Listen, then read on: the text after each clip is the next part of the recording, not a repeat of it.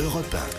Et pour l'instant, c'est le grand direct des médias, Jean-Marc Morandini. Et c'est un retour très attendu. Ce soir à 20h50, les Guignols reviennent sur Canal+. On se souvient que l'été dernier a été compliqué pour le programme. Finalement, une nouvelle version remaniée qui comptera de nouveaux visages parmi les célèbres marionnettes. Alors que nous réservent ces nouveaux Guignols? Pour en parler avec nous, Yves Le Roland, bonjour. Bonjour Jean-Marc. Merci d'être en direct avec nous, producteur artistique des Guignols. À côté de vous, Marc-Antoine Lebray, voix des Guignols. Bonjour. Marc-Antoine. Merci également d'être là. Yves Le Roland, d'abord, on va poser la question que tout le monde se pose ce matin. Est-ce que c'est une version soft des Guignols, une version light des Guignols qu'on va retrouver ce soir? J'ai peur que vous soyez encore choqué, Jean-Marc, par nos bêtises. C'est vrai? Oui. Non, c'est pas du tout une version soft. Ce qui va vraiment changer, c'est la forme.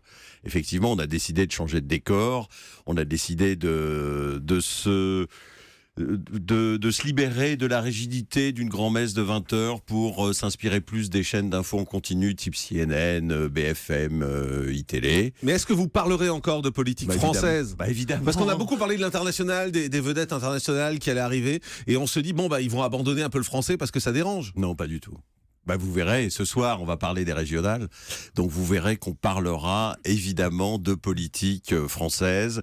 On parlera de politique internationale. On parlera de sport. On parlera de showbiz. Enfin, voilà, les domaines des Guignols n'ont pas été rétrécis, bien au contraire. Comment vous avez vécu cette période qui s'est déroulée? On a beaucoup parlé des Guignols et où vous n'étiez pas à l'antenne. Il n'y avait pas une frustration malgré tout? Si, ça n'a pas été simple. Je vous cache pas que là, on est très, très content. On a beaucoup de pression, mais on est très, très content d'enfin de faire vraiment notre boulot, c'est-à-dire d'essayer de faire rire les gens tous les soirs.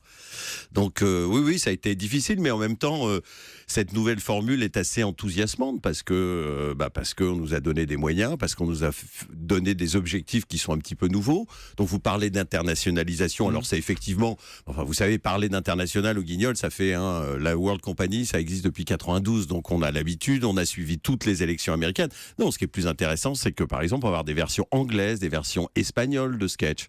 Donc ça, c'est rigolo. Donc, mais ça vous empêchera pas de parler de la France. J'y reviens parce que c'est important. Mais non, mais parce que les Anglais, ils s'en foutent de la politique française. C'est les petits bouts des Guignols. Ah voilà, c'est pas la totalité. Mais non, mais bien entendu que non, des sketchs. Ouais. Certains sketchs, on imagine qu'il y aura une quinzaine maximum de sketchs par mois qui seront traduits. Non, mais on reste aussi avec évidemment nos origines françaises, et puis la politique française, c'est très important. Le showbiz français, le sport français. Et vous avez quoi comme consigne côté politique? De ne pas faire de vagues? Aucune consigne. De toucher à personne? Aucune consigne. De ne pas toucher aux plus puissants? De ne pas toucher à Sarko? De ne pas toucher à Hollande? C'est quoi les consignes? Écoutez, vous y répondrez dans une semaine. Voilà, regardez pendant une semaine et puis vous verrez bien. Et vous dites quoi finalement quand vous avez entendu tout ce que vous avez entendu sur ce qui s'est passé? Je dis que c'est une émission... On a dit beaucoup de conneries? Oui. Énormément de conneries. Je me suis dit que c'est une émission évidemment emblématique qui cristallise beaucoup de choses.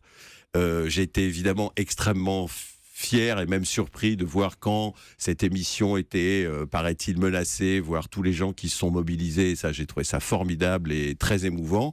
Et puis maintenant, les gens fantasment un peu dans l'inverse en disant que ça va être une émission à la botte de Bolloré, du Grand Capital et tout. Bon, tout ça, c'est du fantasme, mais ça fait partie du jeu en même temps, probablement. C'est la rançon du succès. Alors, posons la question également, est-ce que Vincent Bolloré va relire les textes? Non.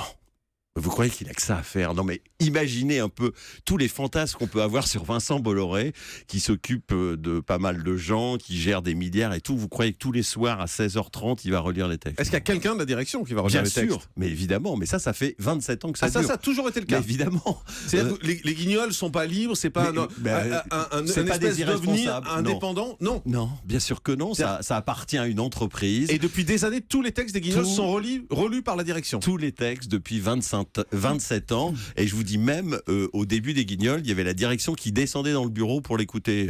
Voilà, c'était Alain de Greff qui venait tous les jours à 17h écouter la lecture des textes des Guignols. Donc on a dit beaucoup de conneries. Mais oui, tout à fait. Marc-Antoine Lebray, voix des Guignols, bien évidemment. Comment vous vivez cette période où on sait que vous allez être très attendu, on va vous regarder avec intérêt, avec impatience? Il y a un stress quand même? Non, il n'y a pas de stress, puisque c'est comme dit Yves, c'est quand même une machine. Oui, c'est une nouvelle équipe d'auteurs, par exemple. Oui, c'est une nouvelle équipe d'auteurs, mais moi j'ai de la chance, puisque je vais avoir plus de personnages. Vous allez faire qui, par exemple? Eh ben, je vais faire Cyril Hanouna. Voilà, notamment, il y aura... Il pense quoi, Cyril Hanouna, de son retour? Sur la vie d'une bricoton, je suis trop content du retour des Guignols. Voilà. Je vais vous dire, ils vont nous faire kiffer. En plus, c'est encrypté. Hein, ils vont pas me piquer les téléspectateurs. C'est ça, c'est un double kiff. Sauce harissa. Oh mon bébé, oh Jean-Marc. J'adore Jean-Marc. Thierry Garcia est également avec nous, hein, quand on trouve dans les Guignols.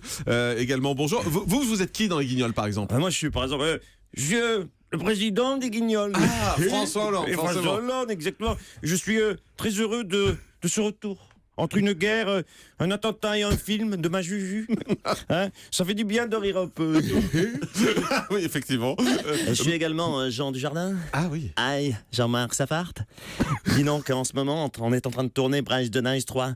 Et ce soir, après le tournage, on va faire une after bogos. Ça te dirait de pas venir? Sympa. Cassé. C'est clair. Marc-Antoine Lebray également dans les personnages que vous faites. Il y a Yann Barthès qui est assez incontournable. Là, le retour des Guignols, polémique, politique ou pas politique. Je mets mon meilleur journaliste de 17 ans sur le coup. Image décalée, veste couples, un bouton. Vous allez continuer également à avoir un regard sur la télévision, forcément. Ah, mais bien sûr. Peut-être même encore plus parce que vous savez que le démarrage des Guignols, ça va se passer dans une newsroom. On va voir les journalistes et l'ensemble des journalistes de la rédaction. Donc PPD, évidemment, rédacteur en chef, mais pas simplement PPD. Il y aura Yann Barthès, il y aura Pujadas, il y aura Élise Lucet. Le Playmobil Donc du 20h. On va les voir fabriquer l'information. Donc évidemment, c'est aussi une réflexion sur les médias, sur les journalistes. On a été un peu surpris de voir la date de début de ces Guignols, parce que c'est une semaine avant les vacances. Ouais, c'est vrai. Mais ça veut dire quoi? Vous allez faire une semaine et vous vous arrêtez, ou vous allez Ouais. continuer? Non, on va s'arrêter. Ah bon? Bah oui, c'est bizarre, hein. Vous faites une semaine et vous vous arrêtez? Ouais. Bah oui, c'est comme ça. C'est les Guignols corses. Une semaine de travail, deux semaines d'arrêt, c'est pas vrai? Mais en fait, C'est du rodage, c'est quoi, enfin? Oui, non, c'est parce que ça fait 2 mois qu'on travaille. Ça Ouais. fait 2 mois vraiment qu'on travaille. Parce que les gens, en plaisantant, disent ah bah oui, bravo, vous avez pris 6 mois de vacances. Non, on a vraiment travaillé parce que monter une nouvelle formule comme ça, c'est très compliqué. Travailler avec des nouveaux auteurs, c'est un peu compliqué. Enfin bon, il a fallu que tout se rôde. Et là, on est prêt, donc on continue sur notre lancée. Et puis, ce break était prévu depuis très longtemps.